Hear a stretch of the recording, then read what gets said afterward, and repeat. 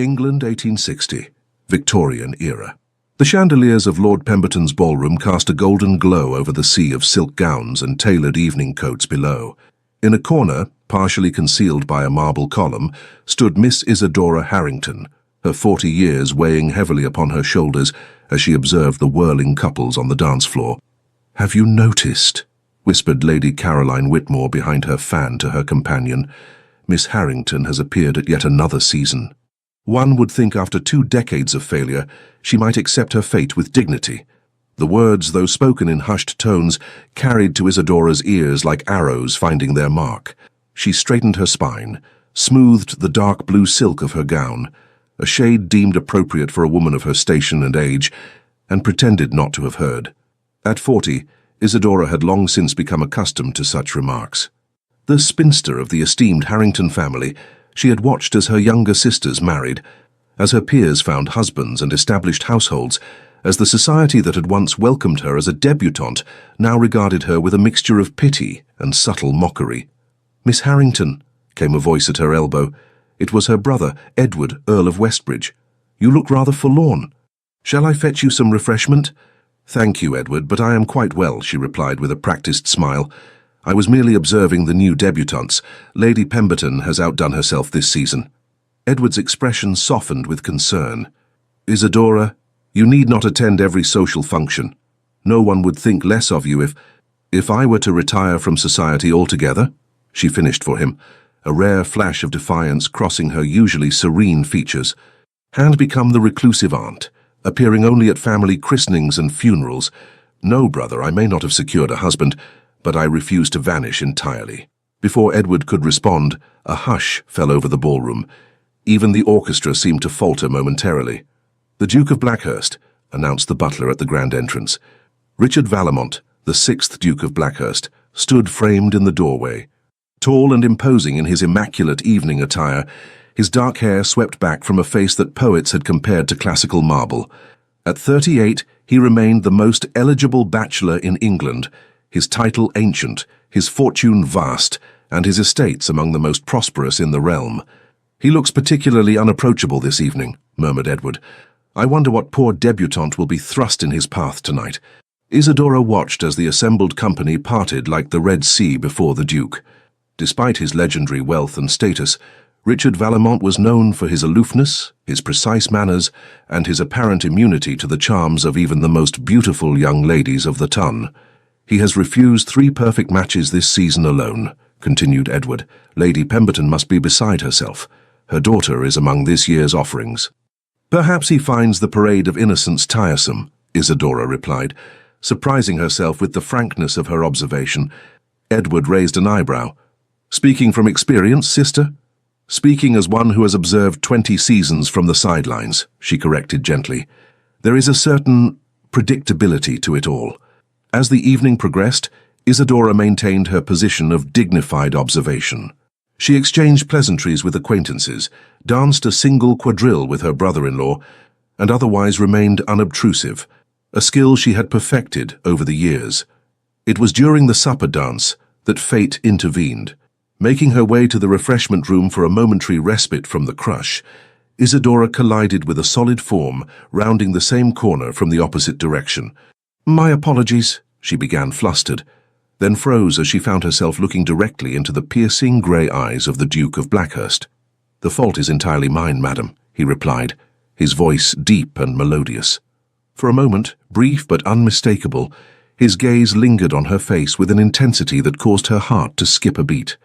"Miss Harrington," she supplied, offering a curtsy appropriate to his rank. "Miss Harrington," he repeated, as though committing the name to memory. Then, with a formal bow, he continued on his way.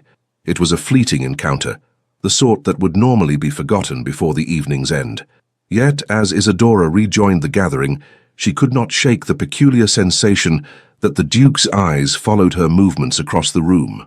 Later, as the orchestra struck up a waltz, Isadora prepared to retreat further into the shadows. It was then that a familiar deep voice spoke at her shoulder. "Miss Harrington, might I have the honor of this dance?" The ballroom seemed to still around them as the Duke of Blackhurst extended his hand toward the most unexpected recipient imaginable. Isidora felt the weight of 100 stunned gazes upon her. "Your Grace," she began, her voice barely audible above the music, "I fear you have mistaken me for someone else."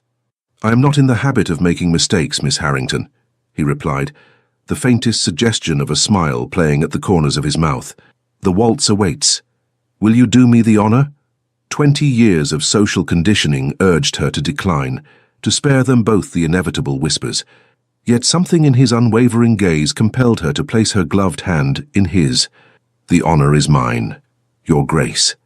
As he led her onto the floor, the whispers erupted like a swarm of agitated bees.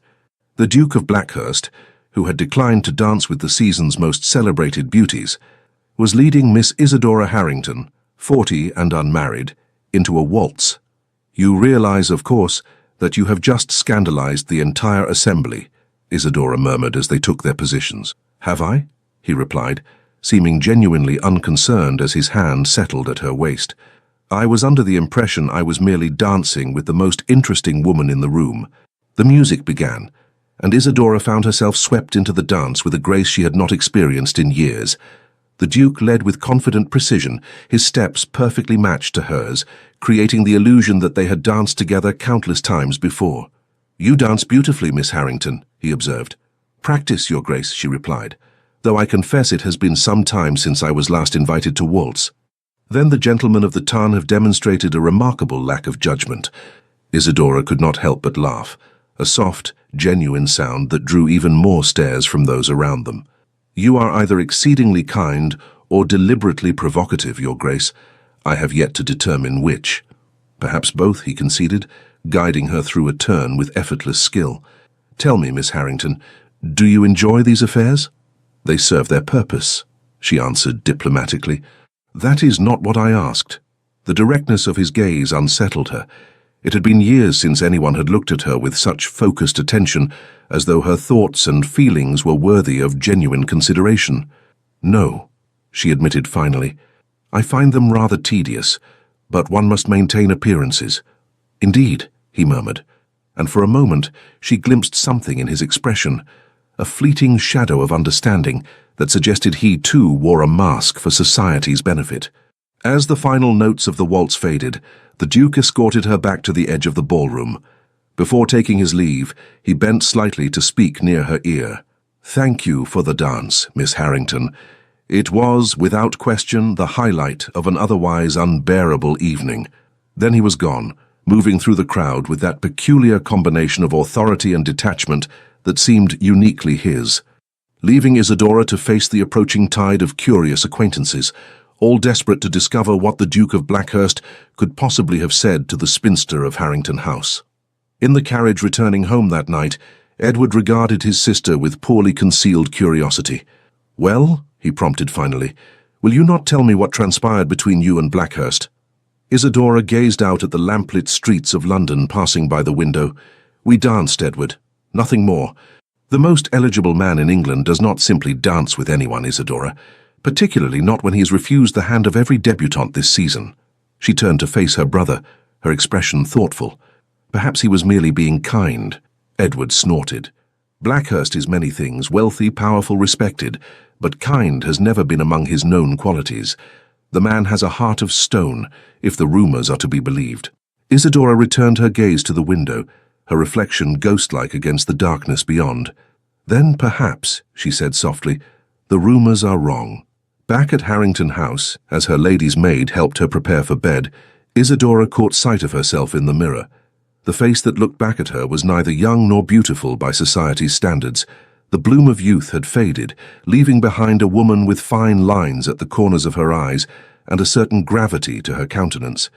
Yet for the first time in years, she looked at her reflection and wondered if perhaps there was something still worthy of notice in the woman she had become. Something that had caught the eye of the most discerning man in England, if only for the span of a single waltz. Foolishness, she chided herself aloud, dismissing the thought. A man like the Duke of Blackhurst did not seriously consider women like Isidora Harrington. Whatever his reasons for singling her out tonight, it would surely prove to be nothing more than a momentary caprice, forgotten by morning.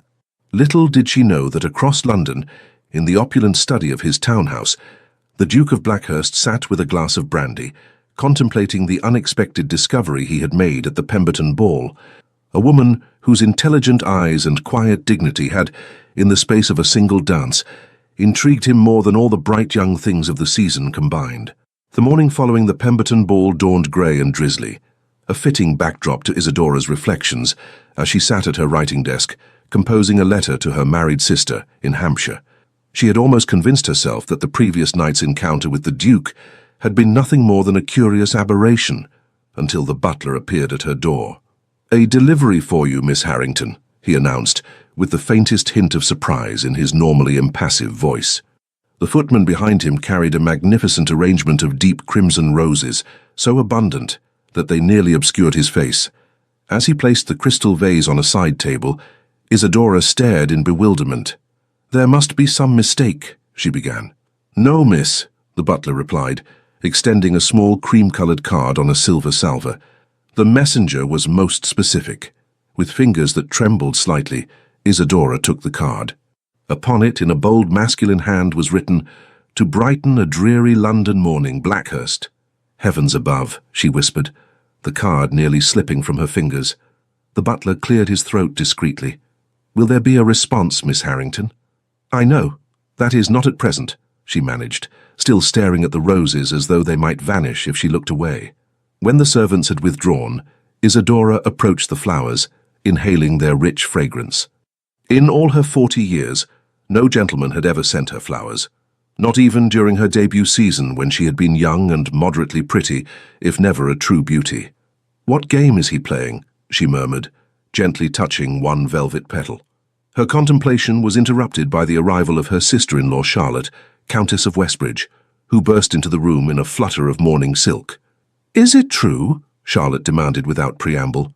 "Did the Duke of Blackhurst truly send you roses?" Isadora sighed. "News travels with remarkable speed in this household. The servants talk, especially when something so unprecedented occurs," Charlotte replied, circling the arrangement with wide eyes. "Isadora, these must have cost a small fortune at this time of year."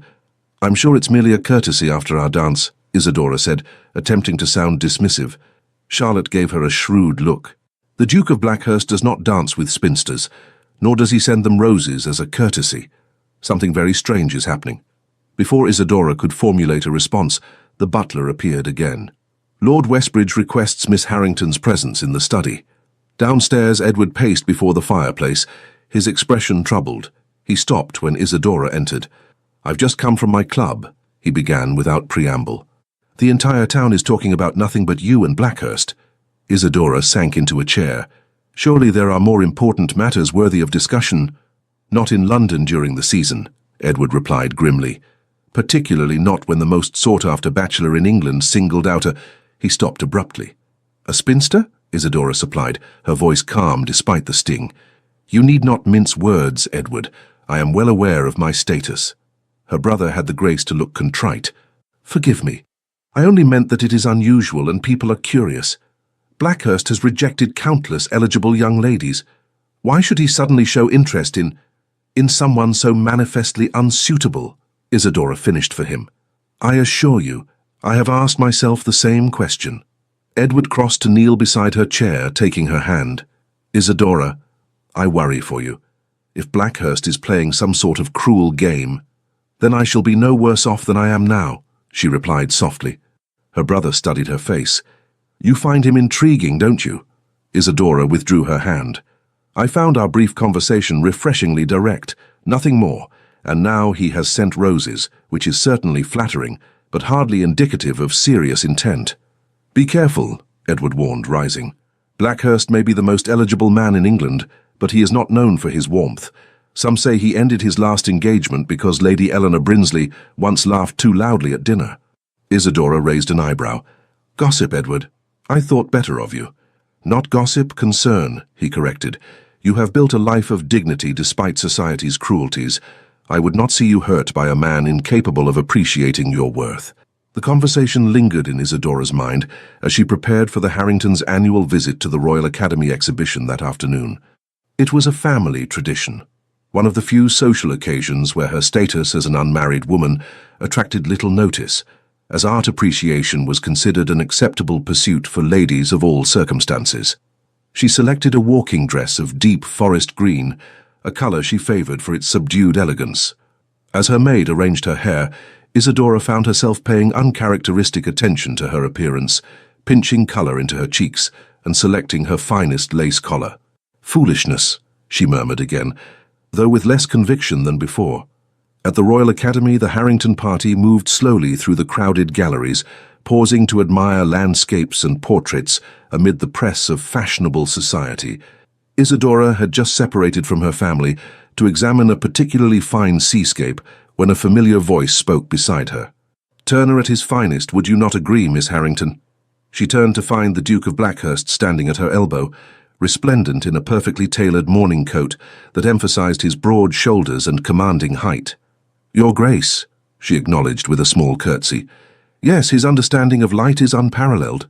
"You have an appreciation for art?" he inquired, his grey eyes studying her with that same unsettling intensity she remembered from the ball. "I do," she replied simply, "though I claim no expertise, merely an enthusiast's pleasure." "That is refreshing," he said, offering his arm. "Shall we continue to the next gallery?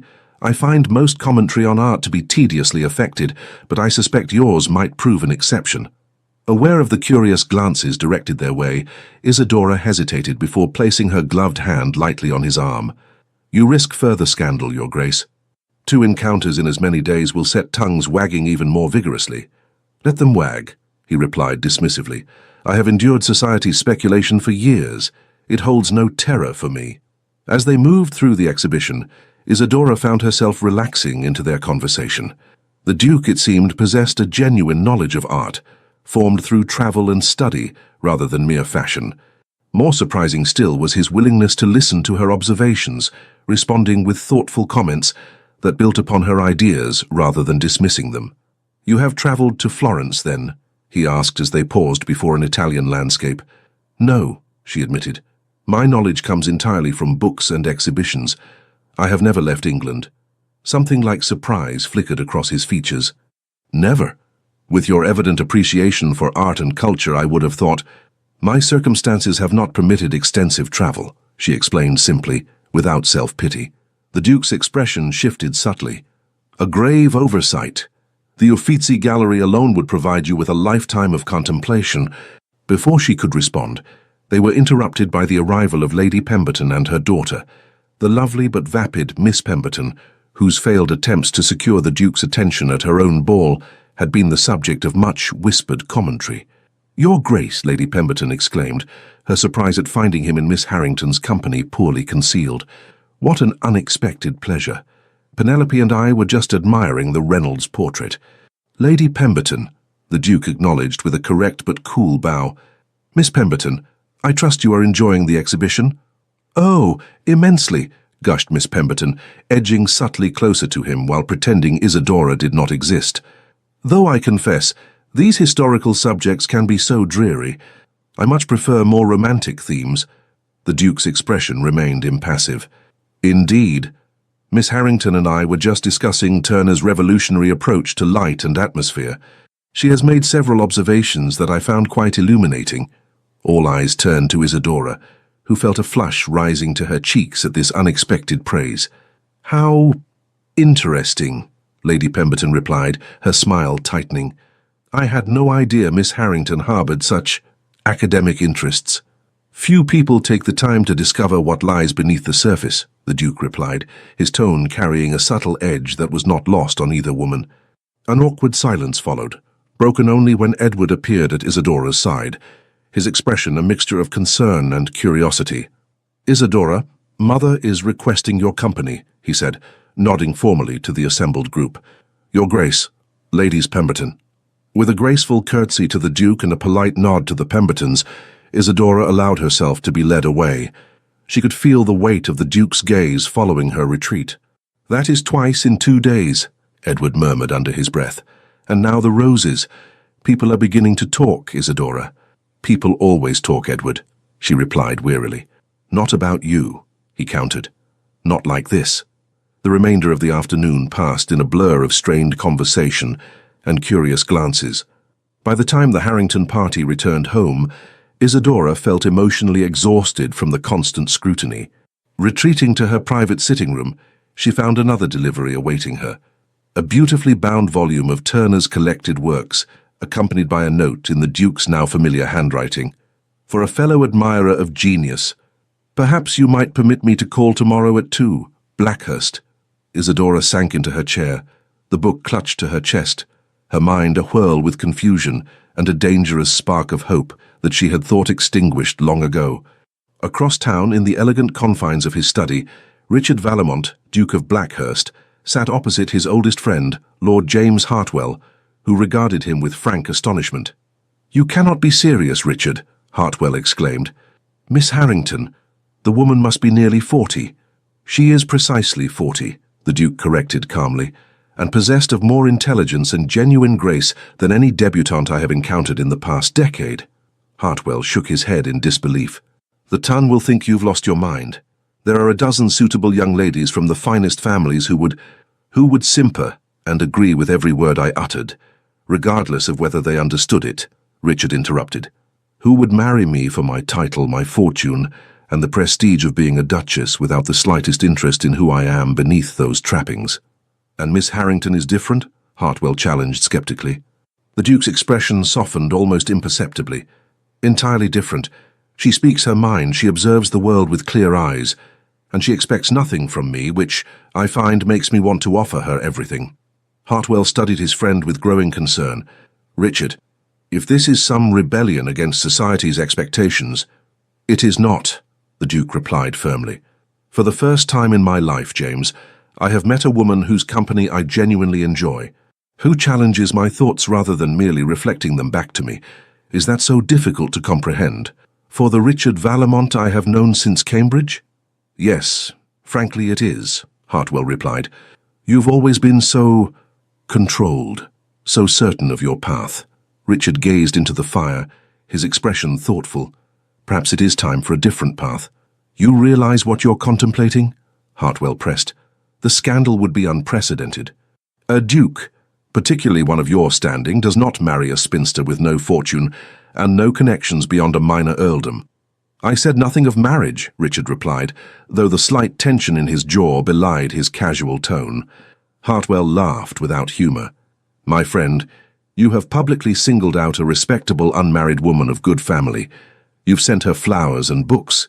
You've requested permission to call. Either you are contemplating marriage, or you are behaving in a manner most would consider dishonorable." The Duke's expression hardened. "You know me better than that." "I do," Hartwell conceded. "Which is why your sudden interest in Miss Harrington is so baffling. You have refused the hand of every suitable young lady presented to you for years, citing various trivial flaws. Now you appear captivated by a woman who, by society's reckoning, is thoroughly on the shelf." "Society," Richard said coldly, "can go hang." Hartwell sighed, recognizing the implacable resolve that had made his friend one of the most formidable men in England. "Very well. But tread carefully, Richard. Miss Harrington has undoubtedly endured years of subtle cruelty from the ton. If you pursue her only to withdraw, the consequences for her would be devastating." For a moment, something like uncertainty flickered in the Duke's grey eyes, an expression so rare that Hartwell nearly missed it. Then it was gone, replaced by the cool determination that was the Duke's hallmark. "I have no intention of withdrawing," Richard stated with quiet finality. "Miss Harrington has waited 40 years to be properly seen. I intend to ensure she never feels invisible again." The following afternoon found Isadora seated in the Harrington House drawing-room, her hands clasped tightly in her lap to disguise their trembling. The mantel clock ticked relentlessly toward 2 o'clock, each second bringing her closer to the Duke's promised call. She had spent the morning in a state of uncharacteristic indecision, changing her gown 3 times before settling on a deep burgundy day dress that complemented her auburn hair, now showing threads of silver at the temples, and brought a touch of color to her pale complexion. "This is madness," she whispered to herself as the clock chimed the hour. "A man like the Duke of Blackhurst does not seriously court a woman like me." Yet even as the words left her lips, the butler appeared at the drawing-room door. "His Grace the Duke of Blackhurst," he announced, his tone suggesting that he too found the situation extraordinary. Richard Vallemont entered the room with the quiet assurance of a man accustomed to commanding attention wherever he went. Dressed impeccably in a charcoal frock coat and dove-grey waistcoat, he seemed to bring a different atmosphere with him, something electric and vital that made the familiar drawing room suddenly seem more vibrant. "Miss Harrington," he greeted her, bowing over her hand with perfect courtesy. "You are most kind to receive me."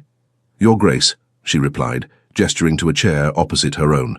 "I confess, your request took me by surprise." "A pleasant one, I hope?" he inquired, taking the offered seat. Isadora hesitated.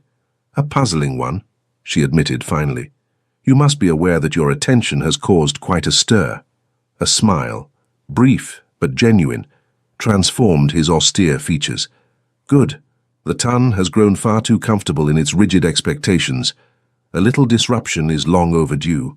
"Is that what I am?" she asked quietly. "A disruption to the established order." The Duke studied her face with that penetrating gaze that seemed to see beneath surfaces. "You are many things, Miss Harrington, but a mere instrument of social rebellion is not one of them." The butler returned with tea, providing Isadora with a momentary reprieve from the intensity of the Duke's attention. As she poured for them both, she was acutely aware of the domestic intimacy of the scene, something she had observed countless times between her married sisters and their husbands, but had never experienced herself. "You enjoyed the book?" the Duke inquired, accepting his cup with a nod of thanks. "Very much," she replied, relaxing slightly at the shift to safer conversational ground. "The color plates are magnificent. Thank you for such a thoughtful gift." "It seemed fitting," he said. "Your observations yesterday revealed a genuine appreciation that deserves cultivation." Isadora sipped her tea, gathering courage for the question that had haunted her since the Pemberton ball. "Your Grace, forgive my directness, but I must ask, why have you singled me out for these attentions?" Richard set down his cup, his expression serious. "Because in a sea of artifice, you stand as a beacon of authenticity. Because when you speak, you say what you mean rather than what you believe I wish to hear. Because your eyes reflect a depth of thought and feeling that I find compelling." The simple honesty of his answer stole Isadora's breath. No man had ever spoken to her with such straightforward admiration, not even in her youth when she had still harbored hopes of marriage. "I am 40 years old, Your Grace," she reminded him, her voice steady despite the tumult of emotions his words had stirred. "I have no fortune, no particular beauty, and no accomplishments beyond those expected of any gentlewoman. Surely there are dozens of young ladies more worthy of your interest." "Worthy," he repeated, an edge entering his voice. "A curious choice of words. Tell me, Miss Harrington, by what measure do you determine a person's worth? By youth, beauty, fortune? These seem remarkably shallow criteria for a woman of your intelligence." Isadora flushed. "You misunderstand me. I meant only that society," he interrupted, "has consistently demonstrated a profound inability to recognize true value. I, however, am not so limited in my perceptions." A charged silence fell between them, broken only when the Duke rose and crossed to the window, his tall figure silhouetted against the afternoon light. "Perhaps I should speak plainly," he said, turning back to face her. "I have spent the past 15 years avoiding matrimony, Miss Harrington, because I have never encountered a woman whose company I could envision tolerating for a lifetime. Until now." Isadora stared at him, certain she had misheard. "Your Grace, if this is some kind of jest—" "I do not jest about matters of such importance," he replied, his expression grave. "I am well aware that my attention has placed you in an uncomfortable position. Society whispers. Your family worries, and you yourself must be uncertain of my intentions." He returned to his seat, leaning forward slightly. "Allow me to clarify them. I wish to court you, Miss Harrington, with the utmost propriety and respect. If, after a period of better acquaintance, you find my company as agreeable as I find yours, I hope you might consider a more permanent arrangement." Isadora felt as though the floor had fallen away beneath her feet. "You cannot be serious," she whispered.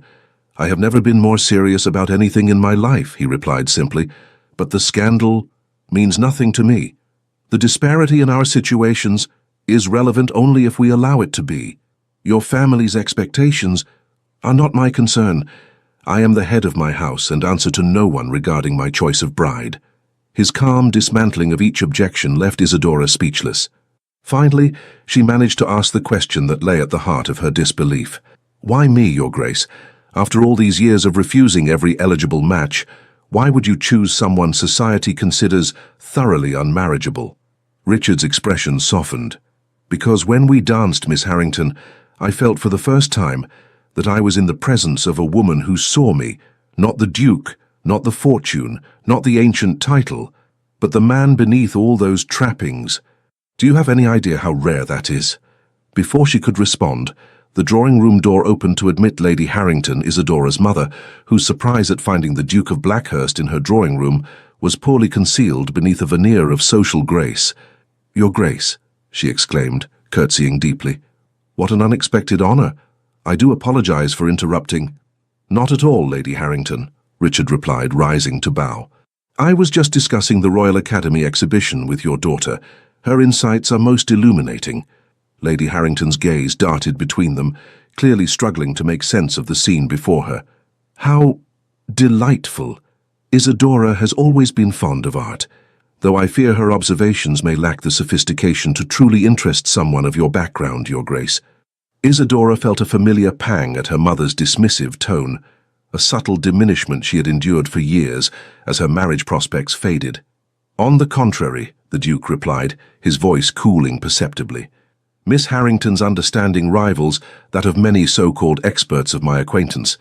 You must be very proud of her accomplishments." Lady Harrington blinked, clearly unaccustomed to hearing her eldest daughter praised by anyone, let alone one of the most powerful men in England. "Yes, of course," she stammered.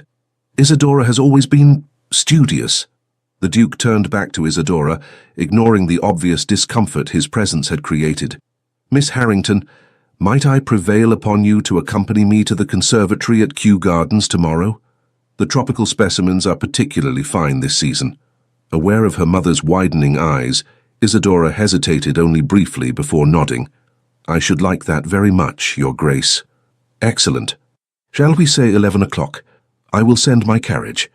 With that, he bowed to both ladies and took his leave, his departure leaving a vacuum of stunned silence in its wake. "Isidora," Lady Harrington breathed when the front door had closed behind him. "What in heaven's name is happening?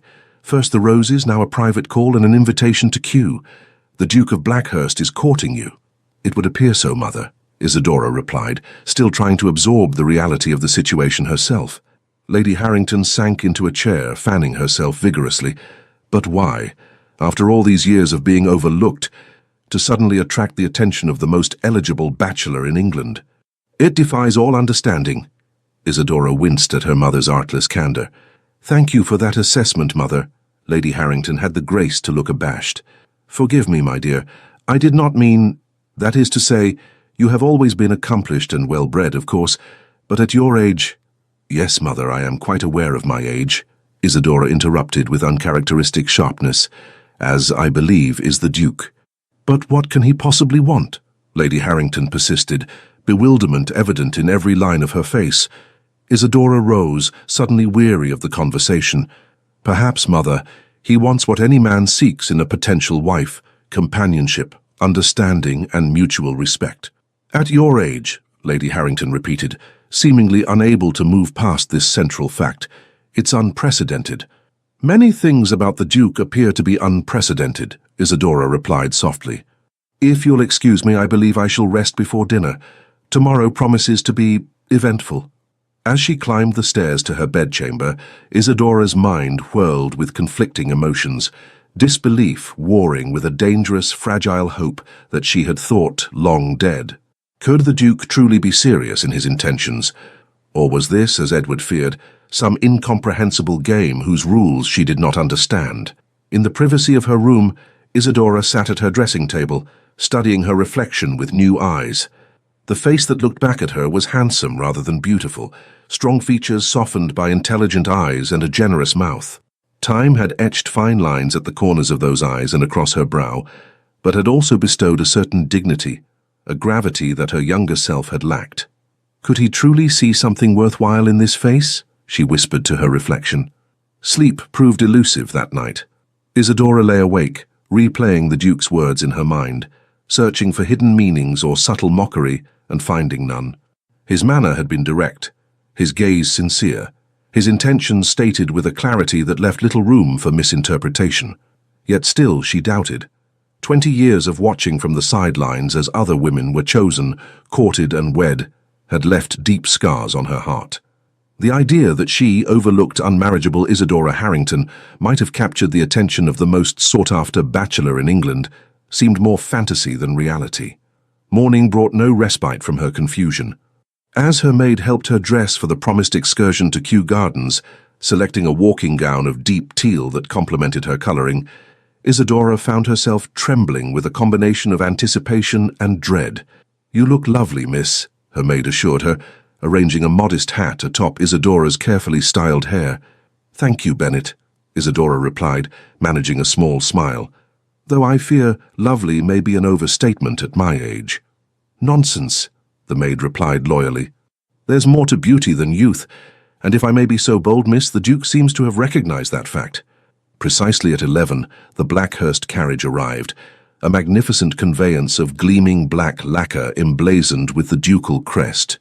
The footman who handed Isadora into its luxurious interior treated her with the deference usually reserved for women of much higher rank, adding to the surreal quality of the morning. The Duke was waiting at the entrance to the gardens, his tall figure commanding attention despite the simplicity of his attire.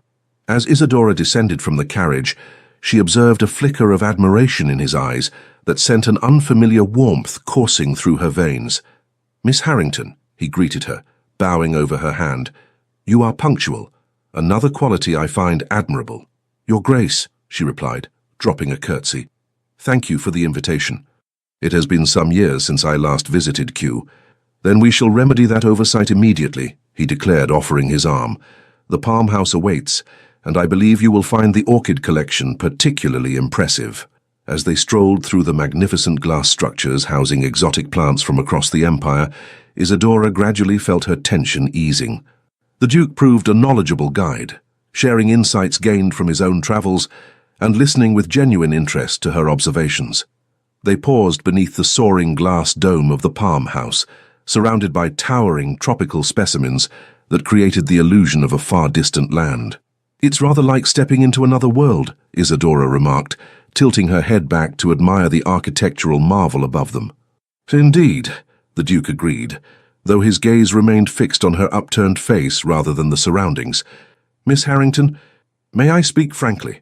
She lowered her gaze to meet his, her heart quickening at the intensity she found there. "Of course, Your Grace. I sense that you harbor doubts about my intentions," he said directly. "That perhaps you suspect some ulterior motive behind my interest in you." Isadora hesitated, torn between honesty and decorum. "You must admit, Your Grace, that your attention is unexpected. I would be naive not to question it."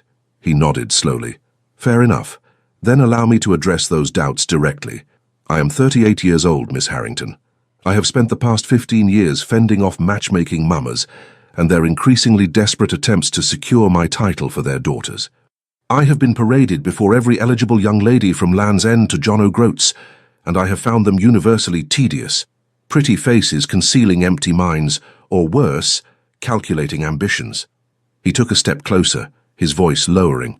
"And then, at yet another interminable ball, I encountered a woman who stood apart from the usual preening and posturing. A woman who watched the proceedings with clear-eyed intelligence and a hint of well-earned cynicism. A woman whose conversation, when I finally engineered an opportunity to experience it, revealed depth and substance rather than the usual vapid pleasantries." Isadora felt her cheeks warming under his steady gaze. "You make me sound far more interesting than I am, Your Grace." "On the contrary," he replied, "I suspect I have only begun to discover how interesting you truly are, Miss Harrington, and I find myself eager to continue that discovery if you will permit it." Before she could respond, they were interrupted by the arrival of a group of fashionable ladies, whose exclamations of surprise at encountering the Duke of Blackhurst in such circumstances echoed through the humid air of the Palm House. "Your Grace," called Lady Winfield, a notorious gossip whose daughter had failed to secure the Duke's interest during the previous season. "What an unexpected pleasure to find you at Kew on this fine morning." Her gaze moved to Isadora, and a look of poorly concealed disdain crossed her features. And Miss Harrington as well.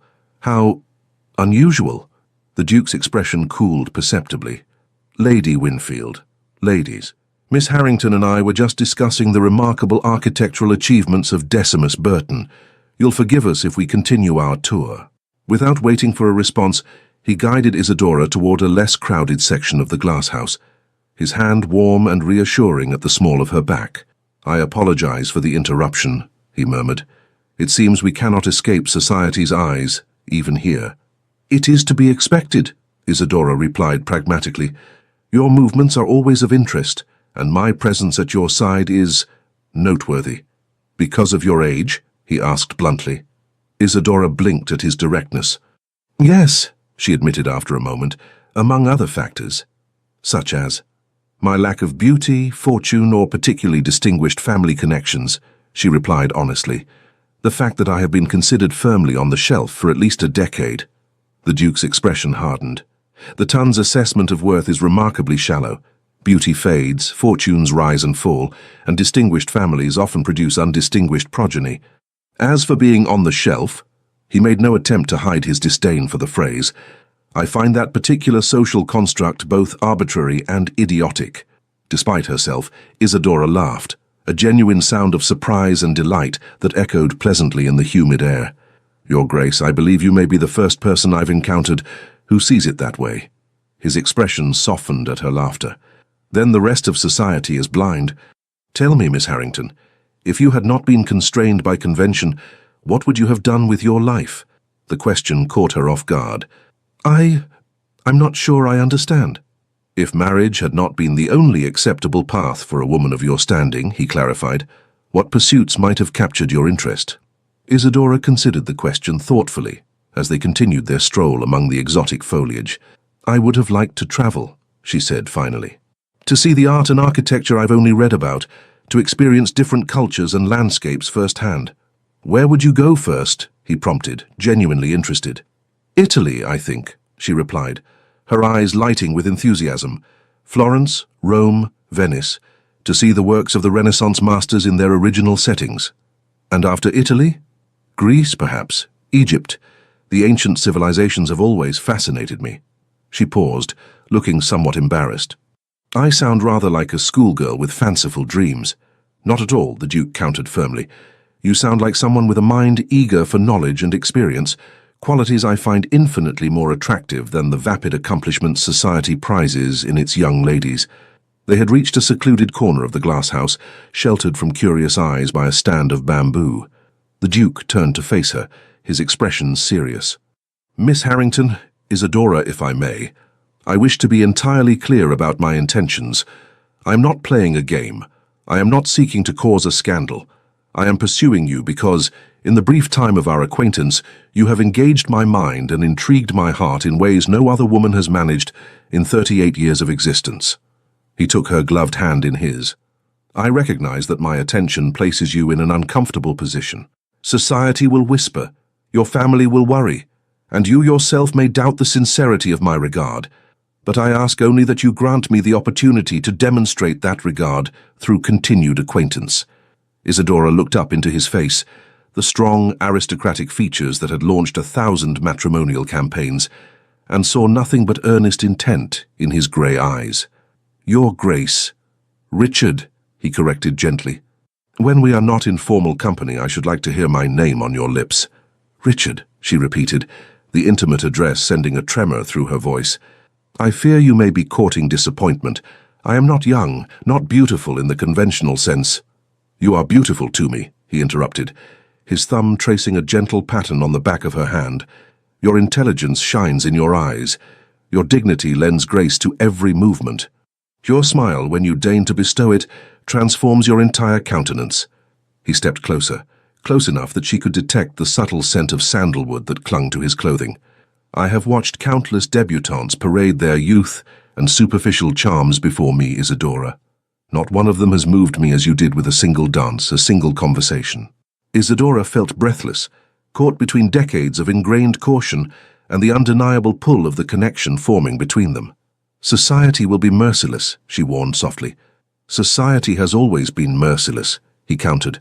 To you for remaining unmarried, to me for refusing to choose a bride to their liking. Perhaps it is time we both stopped allowing its cruelty to dictate our happiness. The moment hung between them, fragile and charged with possibility. Then, with a gentle squeeze of her hand, Richard stepped back, restoring a proper distance between them. I have overwhelmed you, he observed, reading her expression with uncanny accuracy. Forgive me. I did not intend to press my case so forcefully on this occasion. No, Isadora replied, finding her voice. That is, I appreciate your candor. It is refreshing after so many years of polite fictions. He smiled, a genuine expression that transformed his austere features and sent an unexpected flutter through her chest. Then perhaps we might continue this conversation over luncheon. I have taken the liberty of arranging a private meal in the director's residence. He is an old friend and has kindly offered the use of his dining room. The remainder of their visit to Kew passed in a pleasant haze for Isadora. The private luncheon proved delightful, with conversation flowing easily between discussions of art, literature, and philosophy. The Duke, Richard, revealed himself to be widely read and thoughtful, with opinions that challenged rather than merely echoed the prevailing wisdom of their class. As he handed her back into his carriage for the return journey to Harrington House, he asked quietly, "Might I call on you again tomorrow?" "Yes," Isadora replied without hesitation, surprising herself with the readiness of her answer.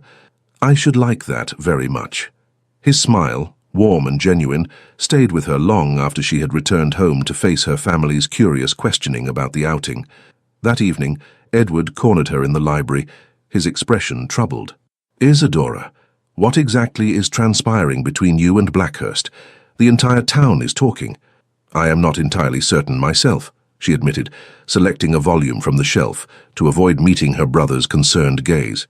"He has expressed interest in a continued acquaintance." "Interest?" Edward repeated skeptically. "Isadora, the man is courting you, openly and without apology. It is unprecedented." She finally turned to face him. "Do you find it so impossible to believe that someone might genuinely desire my company, Edward?" Her brother had the grace to look abashed. "Of course not. You are intelligent, kind, and possessed of more substance than most women half your age. But Blackhurst, his reputation for fastidiousness, for impossible standards, the fact that he has rejected every suitable match for 15 years, only to suddenly show interest in—" He stopped abruptly. "In a spinster of 40, Isadora finished for him, her voice steady despite the sting. "Yes, it is unexpected. I have said as much to him directly." "And what was his response?" A small smile touched her lips as she recalled Richard's words in the Palm House. He said that society's assessment of worth is remarkably shallow, and that he finds the concept of being on the shelf both arbitrary and idiotic. Edward's eyebrows rose in surprise. "That does not sound like the Blackhurst I have heard described at my club." "Perhaps," Isadora suggested gently, "the Duke the Ton believes it knows is not the man himself, but rather the title they all covet." Her brother studied her face intently. "You like him," he observed, sounding faintly astonished. "I find his company stimulating," she acknowledged carefully. "His conversation is intelligent, his opinions thoughtful, and his manner refreshingly direct." Edward ran a hand through his hair, a gesture of frustration he had maintained since boyhood. "Isadora, I only wish to protect you from potential hurt. If Blackhurst is sincere, then I could not be more delighted for you. But if this is some passing fancy on his part, then I shall endure it, as I have endured everything else," she replied with quiet dignity. "But Edward, what if it is not? What if, after all these years, I have encountered someone who sees me, truly sees me, for who I am? Would you have me reject that possibility out of fear?" Her brother's expression softened. "No," he admitted finally. "No, I would not. But promise me you will proceed with caution. Your heart has been preserved intact for 40 years. I would not see it broken now. I promise," she assured him, though in truth she feared it might already be too late for caution. The seed of hope that Richard had planted in her heart was already taking root, growing stronger with each encounter, each conversation, each glimpse of the man beneath the ducal title. Over the following weeks, London society watched in fascinated disbelief as the Duke of Blackhurst's courtship of Miss Isadora Harrington continued with unwavering purpose. He called at Harrington House almost daily, sent flowers and books with thoughtful notes, and escorted her to exhibitions, concerts, and even the opera, appearing utterly indifferent to the whispers and stares their appearances together provoked. For Isadora, who had spent decades in the shadows of society, the sudden spotlight was both exhilarating and terrifying. She found herself scrutinized at every turn, her gowns, her hairstyle, her conversation all subject to unprecedented attention and often cruel commentary. "I heard Lady Winfield say it must be some sort of wager," Charlotte confided, as she helped Isadora prepare for an evening at the theatre. "That Hartwell must have challenged Blackhurst to court the most unlikely woman in London." Isadora's hands stilled in the act of fastening her earrings. "And what did you say to that?" "I told her that if the Duke had made such a wager, he would have chosen someone truly objectionable, perhaps Lady Winfield herself," Charlotte replied with uncharacteristic sharpness. "Honestly, Isadora, the jealousy is palpable. Half the mothers in London have spent years throwing their daughters at Blackhurst without success, and now he has chosen you. It's driving them to distraction." "Chosen is perhaps too strong a word," Isadora cautioned, though her heart warmed at her sister-in-law's defense. "He enjoys my company, that is all." Charlotte snorted delicately. "A man like the Duke of Blackhurst does not escort a woman to the opera merely because he enjoys her company. He is courting you, Isadora. The only question is when he will make his intentions official." Isadora turned from the mirror, her expression troubled. "Charlotte, do you not find it strange that after all these years of being virtually invisible to society, I should suddenly attract the attention of the most eligible man in England?" Her sister-in-law studied her thoughtfully. "What I find strange is that it took someone of Blackhurst's perception to recognize your worth when it has been evident to your family all along." The simple sincerity of the statement brought unexpected tears to Isadora's eyes. "Thank you," she whispered. That evening at the Royal Theatre, seated in the Duke's private box, Isadora was acutely aware of the opera glasses directed their way from all quarters of the house. The production was Verdi's La Traviata, but she suspected that for most of the audience, the real drama was unfolding in their box, where the Duke of Blackhurst sat in close proximity to a woman 20 years past her debut. "You seem distracted," Richard observed during the interval, his voice low enough that only she could hear. "I am sorry," she apologized. "It is difficult to focus when one is the subject of such avid observation." His gaze swept the theatre, taking note of the many faces turned in their direction. "Would you prefer to leave and give them even more to gossip about?" she replied with a small smile. "No, I shall endure." Richard's expression darkened. "You should not have to endure an evening at the opera, Isadora, not because of society's petty malice." She placed a gloved hand briefly on his arm, a gesture of intimacy that would not have gone unnoticed by their observers. "I am not as fragile as I appear, Richard. I have weathered the Tun's indifference for 20 years. I can certainly weather its attention now." His expression softened as he looked down at her hand on his arm. "Your resilience is yet another quality I admire," he said quietly, "though I find myself increasingly incensed by the slights you have endured all these years." Before she could respond, they were interrupted by the arrival of visitors to their box, Lord and Lady Cavanaugh, whose daughter had been among the most recent debutantes to fail to secure the Duke's interest. "Your Grace," Lord Cavanaugh greeted, bowing stiffly. "Miss Harrington, what a surprise to see you at the opera." "Is it, Lord Cavanaugh?" Richard replied coolly. "Miss Harrington is a great appreciator of music, unlike many who attend merely to be seen." The subtle rebuke was not lost on the Cavanaughs, whose attendance at cultural events was indeed more social than artistic in nature. "Of course," Lady Cavanaugh murmured, her smile not reaching her eyes as she addressed Isadora. "How commendable to maintain such interests at your age, Miss Harrington. Most ladies in your position would have retreated from society long ago." "I have never seen the virtue in retreating, Lady Cavanaugh," Isadora replied evenly. "Life has much to offer at every age, if one remains open to its possibilities." Richard's eyes warmed with approval at her response. "Indeed," he agreed, placing his hand over hers where it still rested on his arm. "A philosophy more should adopt, in my opinion." The gesture, intimate and possessive, caused Lady Cavanaugh's eyes to widen with shock. Lord Cavanaugh, sensing the increasing tension, made their excuses and ushered his wife from the box with barely concealed haste.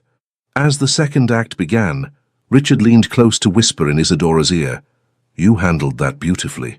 Most would have withered under Lady Kavanagh's barbs.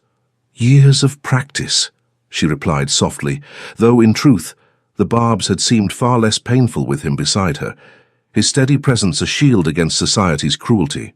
Later that evening, as Richard escorted her to her door after the performance, he paused on the steps of Harrington House, his expression uncharacteristically hesitant. "Isadora, I wonder if you might consider accompanying me to Blackhurst Manor this weekend," he said. "I host a small house party each spring for a select circle of friends and family. I should very much like you to attend." She stared at him in surprise. A private call was one thing, flowers and books mere tokens. Even public appearances at cultural events could be dismissed as the eccentricity of a duke known for his unconventional tastes. But an invitation to his ancestral home, to meet his family and closest friends, that was a declaration of serious intent that could not be misconstrued. "Richard, are you certain?" she asked, searching his face in the soft glow of the carriage lamps. "Such an invitation will be seen as—" "Precisely what it is," he interrupted gently. "A clear statement of my regard and intentions. I am weary of the speculation, Isadora. I wish to make my feelings plain, not only to you, but to all of society." Her heart thundered in her chest. "And what are those feelings?" In answer, he took her hand and raised it to his lips, his gaze never leaving hers. "I believe you know," he said softly. "But if you require the words, I shall speak them here and now, regardless of who might witness." Isadora shook her head quickly, overwhelmed by the intensity of the moment. "No, not here, not like this." His expression gentled with understanding. "Then say you will come to Blackhurst. Allow me to introduce you to those dearest to me. Let me show you the place that has shaped me for better or worse." The invitation represented a threshold, Isadora knew, a point of no return. If she accepted, she would be publicly acknowledging the seriousness of their connection, inviting both increased scrutiny and inevitable disappointment if the relationship failed to culminate in marriage. Yet, looking into Richard's steady grey eyes, she found she could not refuse. Whatever happened, whatever pain might lie ahead, she would not deny herself this chance at a happiness she had long since ceased to believe possible. "Yes," she said finally, "I will come to Blackhurst." His smile, rare and transformative, illuminated his features. "You have made me very happy, Isadora," he said simply. Then, with a formal bow that belied the intimacy of the moment they had just shared, he bid her good night and returned to his waiting carriage. Inside Harrington House, Isadora found Edward waiting in the entrance hall, his expression a mixture of concern and curiosity. "Well?" he prompted, when she had handed her wrap to the waiting footman. "What did Blackhurst have to say for himself tonight?" "He has invited me to Blackhurst Manor for his spring house party," she replied, still somewhat dazed by the invitation and its implications. Edward's eyebrows shot up. "Good Lord, and you accepted?" "I did." Her brother studied her face intently. "Then it appears his intentions are serious indeed." "So it would seem," she agreed softly. Edward was silent for a long moment, then he stepped forward and took her hands in his. "Isadora, if this is what you want, if Blackhurst is what you want, then you have my full support. Whatever whispers or obstacles society may throw in your path, know that your family stands with you." Tears pricked at Isadora's eyes at this unexpected declaration. "Thank you, Edward," she whispered, squeezing his hands gratefully. Her brother cleared his throat, suddenly self-conscious. "Yes, well, it's about time someone recognized your worth, even if it had to be the most intimidating man in England." The weekend of the Blackhurst house party arrived with unseasonable warmth, as though spring itself had conspired to make the occasion perfect. Isadora travelled to Kent in Richard's personal carriage, accompanied by Charlotte as propriety demanded, though Edward would join them the following day. As the carriage crested a hill, Blackhurst Manor came into view, a magnificent Palladian mansion set amid rolling parkland, its limestone facade gleaming golden in the afternoon sun. "Heavens!" Charlotte breathed, leaning forward for a better view. "It's even grander than they say." Isadora could only nod, momentarily overwhelmed by the reality of what she was doing, approaching the ancestral seat of one of England's oldest dukedoms as a potential duchess rather than a mere visitor.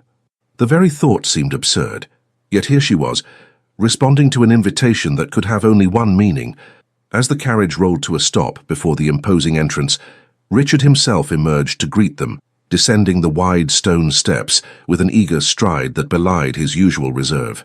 "Isadora," he said warmly, helping her from the carriage with gentle hands. "Welcome to Blackhurst."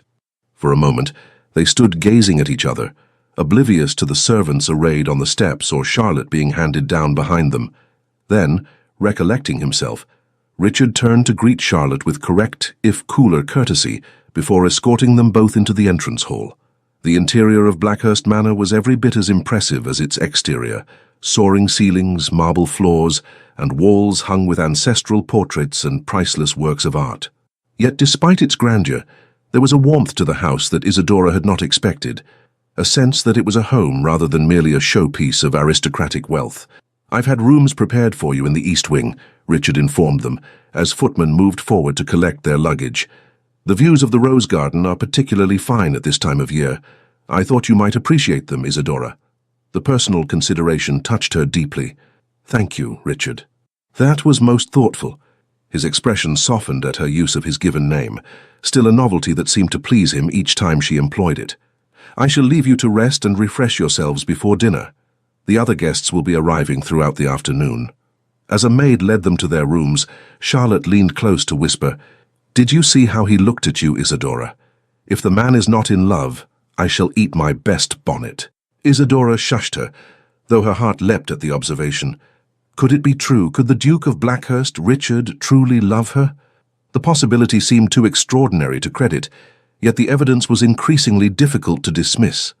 After resting briefly, Isadora began to prepare for dinner with Charlotte's help, selecting a gown of deep amethyst silk that highlighted her auburn hair and brought warmth to her complexion.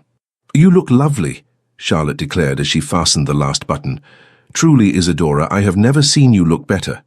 Studying her reflection, Isadora had to admit there was a difference in her appearance, not in her features, which remained as they had been, but in her expression, her bearing. There was a light in her eyes that had been absent for years, a confidence in her posture that spoke of renewed hope. As they descended to the drawing room where pre-dinner drinks were being served, Isadora was acutely conscious of the scrutiny she would face from Richard's inner circle. These were not the general society whose opinion she had learned to disregard, but people whose judgment mattered to the man who had, against all odds, come to matter deeply to her. Richard came forward immediately to greet them, looking resplendent in evening attire that emphasized his commanding height and athletic build. "Isadora, Charlotte," he said warmly, "allow me to introduce you to my guests."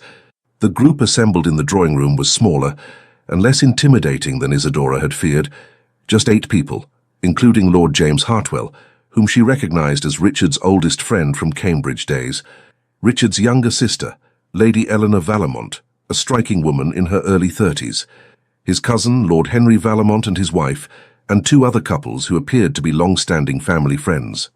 To Isadora's surprise and relief, the reception she received was uniformly cordial, with Richard's sister in particular going out of her way to make her feel welcome.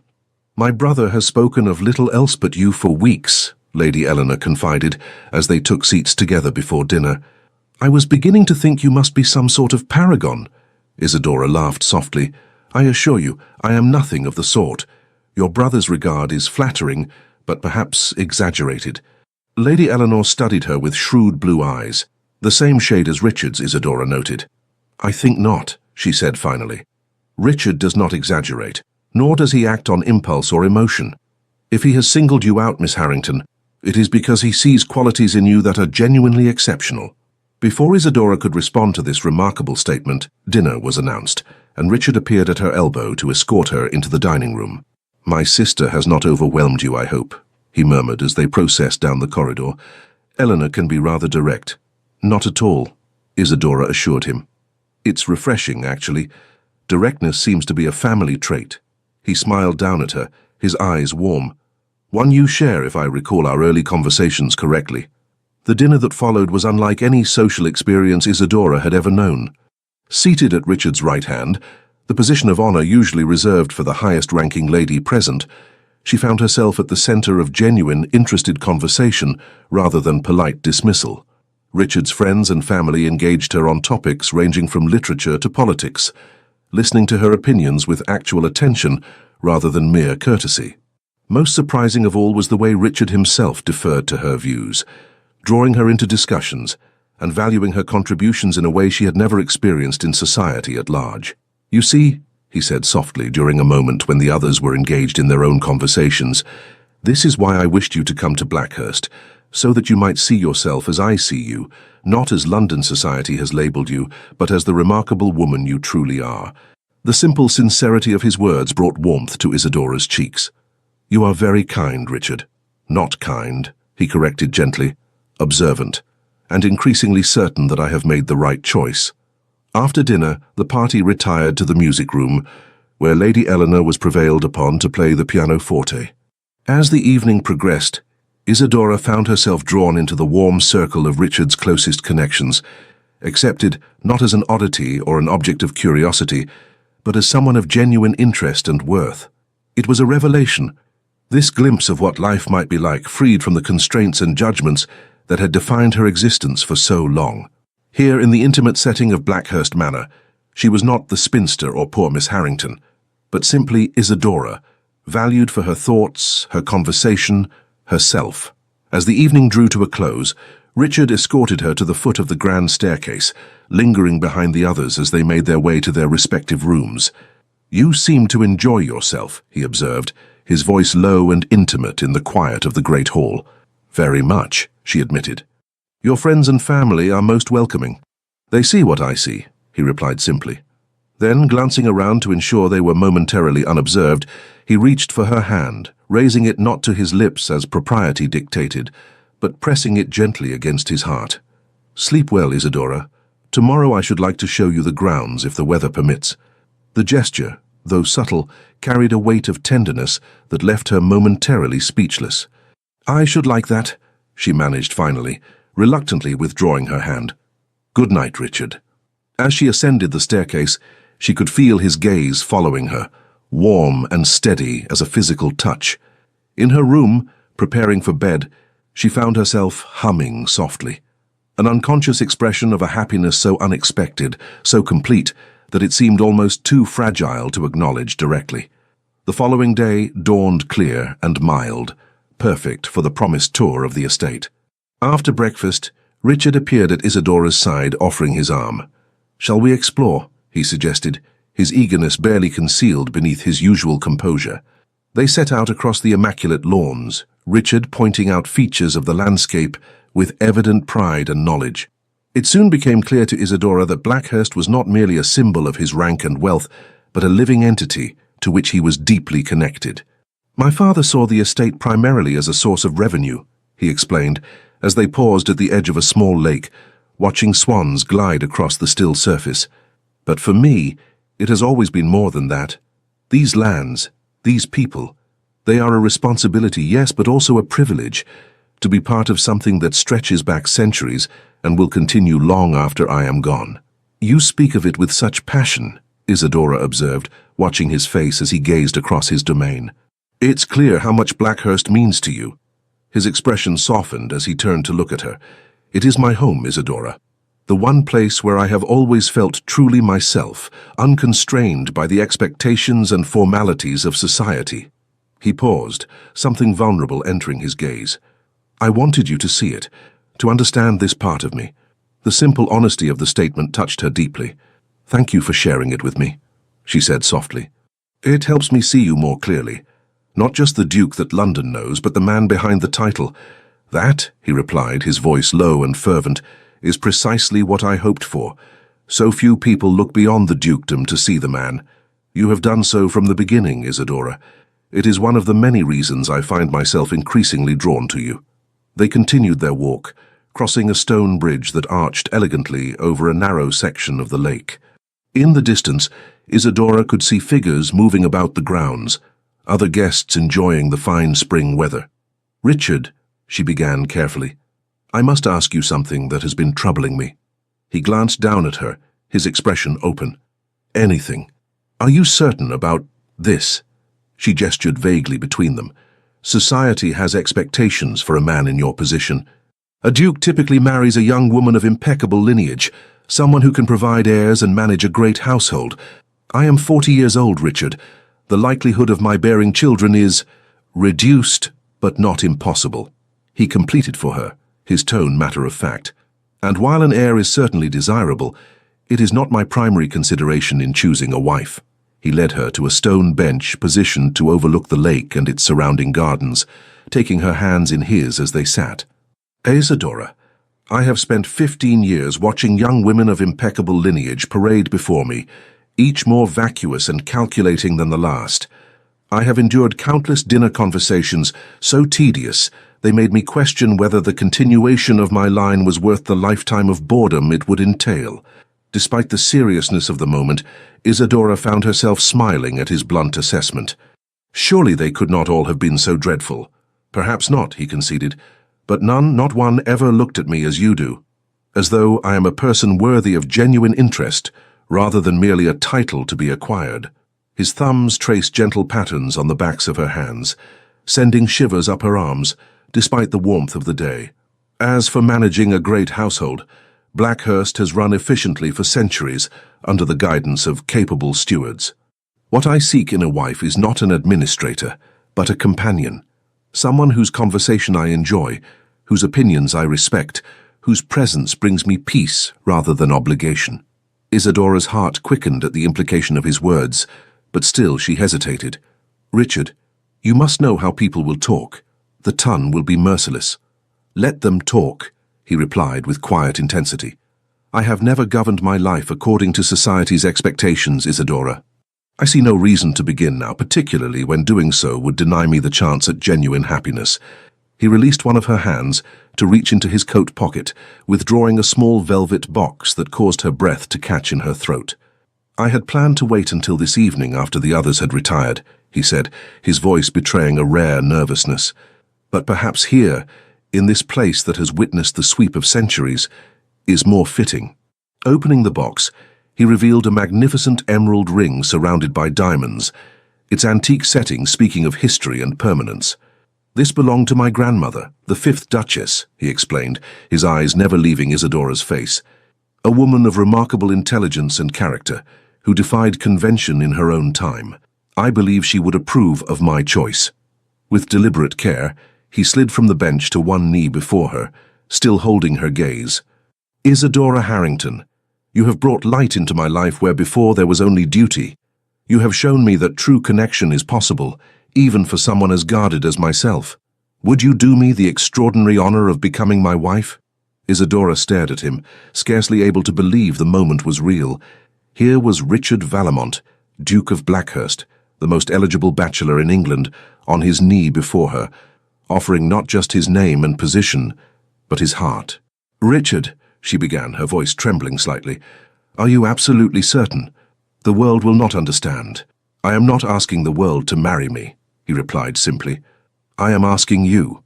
In that moment, looking into his steady grey eyes, Isadora felt the last of her doubts dissolve.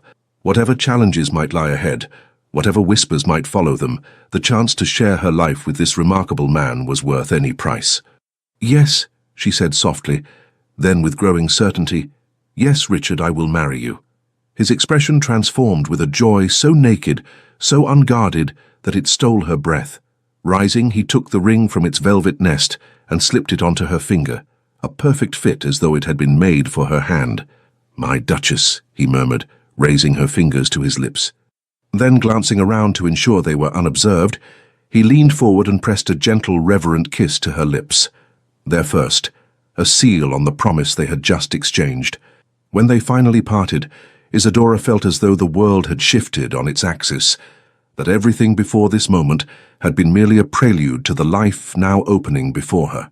At 40 years old, when society had long since consigned her to the margins, she had found love with a man who saw her true worth. Shall we share our news with the others? Richard asked, his eyes still bright with happiness. Yes, she agreed, her heart full to overflowing, though I imagine your sister, at least, may have anticipated this development. He laughed, a free, joyful sound she had rarely heard from him. Eleanor has been hinting rather heavily that I should secure my happiness before you could change your mind about me. Change my mind? Isadora echoed incredulously, as if that were possible. Hand in hand, They walked back toward the house where their news would be met first with delight from those closest to them, and later with shock and scandal by society at large. But in that moment, with Richard's strong fingers intertwined with hers and the emerald gleaming on her hand, Isadora found she cared not at all for what the world might think. She had spent 40 years living according to society's expectations and limitations. Now she would forge a new path, as the Duchess of Blackhurst, yes, but more importantly, as a woman who had found love when she least expected it, with a man who valued her for exactly who she was. The news of their engagement spread through London society like wildfire, igniting a conflagration of gossip, speculation, and thinly veiled disbelief. Drawing rooms and gentlemen's clubs buzzed with discussion of the unprecedented match. The most eligible duke in England choosing as his bride a woman of 40, neither beautiful nor wealthy, who had long since been consigned to spinsterhood. It must be some sort of bizarre infatuation, Lady Winfield declared to her circle of confidants over tea. Men of a certain age sometimes develop these peculiar fixations. It will pass, of course, but unfortunately not before he has bound himself to her permanently. Perhaps she has bewitched him somehow, suggested another matron, whose own daughter had failed to secure the Duke's interest during the previous season. They say her mother's family had connections to those mystical Romany travellers. Such whispers reached Isadora's ears, of course. Servants talked, and Charlotte made it her business to report the most outrageous speculations with a mixture of indignation and dark humour. Yet to her own surprise, Isadora found the gossip affected her far less than it might have done before. "Let them talk," she said to Charlotte, unconsciously echoing Richard's words. "In time, they will find some new scandal to occupy them." The engagement was brief by society's standards. Just 6 weeks, during which Isadora found herself suddenly at the centre of a whirlwind of activity. There were trousseau fittings, meetings with solicitors regarding settlements, consultations about the refurbishment of the Duchess's apartments at Blackhurst, and countless other details that demanded attention. Through it all, Richard remained a steady presence, attentive, supportive, and increasingly demonstrative of his affection, particularly when they managed to steal moments alone. Isadora discovered in herself a capacity for happiness she had thought long extinguished, a youthful joy that belied her 40 years. "You look younger every day," Edward remarked one evening, as they sat together in the library at Harrington House. "I would never have believed it possible, but impending marriage appears to agree with you, sister." Isadora smiled, touching the emerald ring that now adorned her finger. "Happiness agrees with me, Edward. Something I had nearly forgotten was possible." Her brother's expression softened. "You deserve it, Isadora. No one deserves it more." The wedding itself was held at St. George's, Hanover Square, a concession to Richard's position rather than Isadora's preference for a quieter ceremony. The church was filled to capacity, though Isadora knew many had come not to celebrate their union, but to witness what society considered a peculiar spectacle. Yet as she walked down the aisle on Edward's arm, her gaze fixed on Richard waiting at the altar, she found she cared not at all for the whispers that followed her progress. What mattered was the man before her, tall and commanding in his formal attire, his usually austere features transformed by an expression of such naked adoration that it caused murmurs to ripple through the congregation. Their vows were exchanged with clear, steady voices, a promise not just of fidelity and support, but of a partnership based on mutual respect and genuine affection. When Richard slipped the heavy gold band onto her finger to join the emerald engagement ring, his hands were gentle, his touch lingering longer than strictly necessary. "I now pronounce you man and wife," declared the bishop, and with those words, Isadora Harrington became Her Grace the Duchess of Blackhurst, a transformation so complete and yet so unexpected that she felt momentarily dizzy with the reality of it. The reception that followed at Blackhurst House, the Duke's London residence, was a study in contrasts. Genuine warmth from Richard's inner circle, mingling with barely concealed curiosity and skepticism from the broader society who had felt obligated to attend. Yet Isadora found herself floating through the afternoon with a serene confidence, Richard's steady presence at her side, a shield against any potential barbs. "How are you faring, Duchess?" he murmured during a brief moment alone, the new title sending a pleasant shiver down her spine. "Remarkably well," she replied honestly. "Though I suspect many of our guests are still waiting for you to reveal this has all been an elaborate jest." Richard's eyes darkened. "They will wait a very long time then," he said firmly, his hand finding hers and squeezing gently. "You are mine now, Isadora, as I am yours. The rest of the world can go hang." Later that evening, as their carriage carried them away from the reception toward the beginning of their wedding journey, a tour of Italy that Richard had insisted on arranging, knowing it had been Isadora's lifelong dream to see the art and architecture she had only read about, Isadora found herself overwhelmed by the day's events. "Are you well?" Richard asked, noting her silence as they left London behind. "More than well," she assured him, reaching for his hand in the darkness of the carriage. "I was just thinking how extraordinary life can be. 6 months ago, I had resigned myself to a future of quiet spinsterhood, watching from the sidelines as others lived their lives. And now, he prompted softly, now I find myself embarking on an entirely new chapter, with a man I have come to love more deeply than I ever thought possible." The admission, the first time she had spoken the word love aloud, came naturally without hesitation. Richard's breath caught audibly. Then, with a movement swift and decisive, he gathered her into his arms, his lips finding hers in a kiss far more passionate than the chaste one they had shared at the altar. When they finally parted, both breathless, he rested his forehead against hers. "I have loved you, Isadora, since that first waltz," he confessed, his voice rough with emotion. "Though I scarcely recognized the feeling at the time, it has been so long since I allowed myself to want anything beyond duty and responsibility." Isadora raised a hand to cup his cheek, marveling at the freedom to touch him, to express the tenderness that had grown between them. "And now, he said, drawing her closer still, "I find myself wanting everything with you. A life, a family if fate permits it, a partnership in every sense of the word." "Even if society never quite accepts us?" she asked, giving voice to the one doubt that still lingered. Richard's laugh was low and unconcerned. "Society will adjust, as it always does. In time, our match will become merely another footnote in the annals of the Ton's history. But what we build together, Isadora, that will be our legacy, far more significant than any gossip or scandal." As the carriage rolled through the darkening countryside toward Dover, where a ship awaited to carry them to the continent, and the beginning of their shared adventures, Isadora rested her head against her husband's shoulder, marveling at the journey that had brought her here. At 40 years old, when the world had deemed her past all possibility of romance or new beginnings, she had found not just love, but a partner who valued her for exactly who she was, not despite her age and experience, but because of the wisdom and character they had helped shape. And Richard, who had spent years holding the world at arm's length, had found in her a companion whose presence enriched rather than diminished him, whose love had awakened parts of himself he had thought forever dormant. Together, they would face whatever challenges lay ahead, the potential skepticism of society, the practical considerations of their future, the adjustments of building a life together after years of independence. But they would face them as equals, bound not just by the legal ties of matrimony, but by a deep and genuine connection that had defied all expectations. "I love you, Richard," Isadora whispered into the comfortable silence that had fallen between them. His arm tightened around her shoulders, his lips brushing her temple in a gesture of tenderness that needed no words. Yet he offered them anyway, his deep voice soft in the intimate darkness of the carriage. "And I love you, my Duchess, more than I ever thought possible." The grand ballroom of Blackhurst Manor glittered with candlelight, the air fragrant with the scent of hothouse flowers, as the cream of society mingled and danced beneath the soaring ceilings. At the center of it all stood the Duke and Duchess of Blackhurst, their expressions serene as they greeted their guests with gracious warmth. "They make a striking couple, do they not?" murmured Lady Eleanor to Edward, who had just claimed her hand for a dance. One would hardly credit the scandal their match once caused.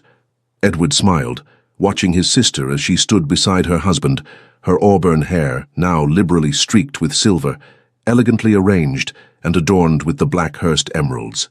At 42, Isadora radiated a confidence and contentment that made her more beautiful than she had ever been in her youth.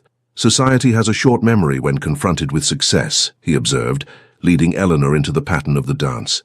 "And by any measure, their marriage has been a remarkable success." Indeed, the tongue that had once whispered so cruelly about the Duke's inexplicable choice had gradually fallen silent as the months passed, and Richard's devotion to his older bride showed no signs of waning. So if anything, His regard for Isadora had only deepened with time, evident in the way his eyes sought her across crowded rooms, in the attentiveness with which he listened when she spoke, in the private smiles they shared that hinted at a connection far deeper than mere social convenience. Across the ballroom, a young footman approached the Duchess, bending to whisper something in her ear. Isadora's face lit with joy, and she turned immediately to touch her husband's arm, conveying some news that caused his usually reserved expression to transform with delight. With brief apologies to their guests, the Duke and Duchess slipped from the ballroom, leaving their guests to speculate on their sudden departure. "The nursery, I imagine," Lady Eleanor explained to Edward as they completed their dance. "My nephew has a remarkable talent for timing his demands to coincide with social obligations." Edward chuckled, a trait he seems to have inherited from his father, if Richard's strategic exits from tedious parliamentary debates are any indication. The miracle of Isadora's pregnancy, coming just months after their wedding, had silenced the last of society's skeptics. The birth of James Edward Richard Vallemont, Marquess of Westmoreland and heir to the Dukedom of Blackhurst, 10 months after their marriage had transformed scandal into fairy tale in the eyes of the ton. Upstairs, in the spacious nursery suite overlooking the moonlit gardens, Isadora and Richard stood side by side at the cradle of their 8-month-old son, watching as the nurse settled him back to sleep after his evening feeding. "He has your eyes," Richard observed softly, his arm around his wife's waist. "And your stubbornness," Isadora replied with a gentle laugh, "demanding attention in the middle of our spring ball." Richard pressed a kiss to her temple, inhaling the familiar lavender scent of her hair. "I can hardly blame him.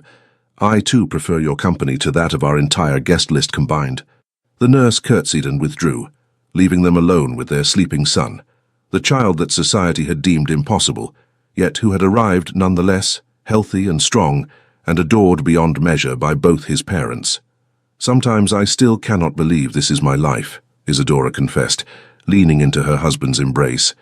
"That all of this, you, James Blackhurst, is real and not some dream from which I'll wake."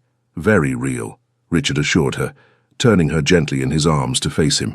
"Though I confess to similar moments of disbelief. How did I exist for 38 years without you, Isadora? It seems inconceivable now." She reached up to touch his face, tracing the beloved features that had become as familiar to her as her own.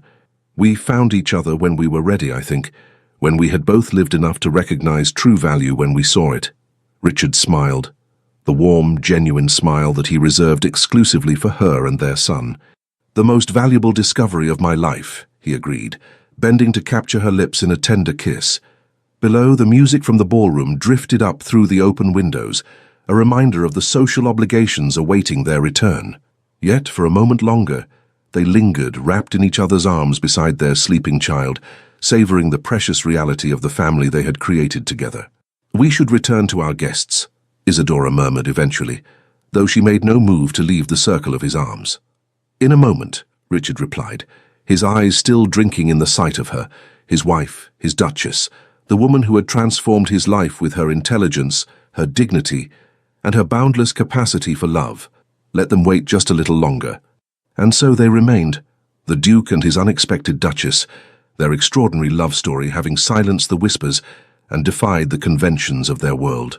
Together, they had rewritten the rules of what was possible, proving that true connection could flourish at any age, that value lay not in youth or beauty, but in the depth and quality of one's character, and that love, when genuine, could overcome even the most entrenched societal expectations.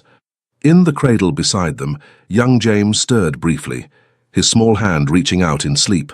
Isadora gently tucked the blanket around him, her heart so full of love for her family that it seemed impossible to contain. "Happy?" Richard asked softly, watching her face in the gentle lamplight. "Beyond anything I ever imagined possible," she replied with simple truth. Hand in hand they slipped from the nursery and made their way back toward the glittering ballroom below, where society awaited the return of the Duke and Duchess, whose unlikely love story had become the toast of London. No longer a scandal, but an inspiration.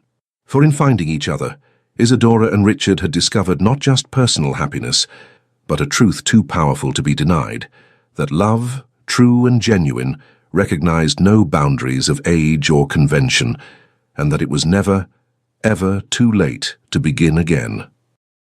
Dear listener, Life, like the story of Isadora and Richard, rarely follows the path we expect. In a world that often celebrates youth above all else, it's easy to believe that our chances for love, for new beginnings, for joy diminish with each passing year. But Isadora's journey reminds us of a profound truth. It is never too late to find happiness. At 40, society had written Isadora's story for her, a tale of spinsterhood and quiet resignation. Yet her most beautiful chapter was just beginning. This wasn't despite her age, but because of it. The wisdom she had gathered, the self-knowledge she had cultivated, the dignity she had maintained through years of subtle dismissal, these were precisely the qualities that made her truly remarkable to someone who could see beyond society's narrow definitions of worth. Perhaps you too have felt invisible at times.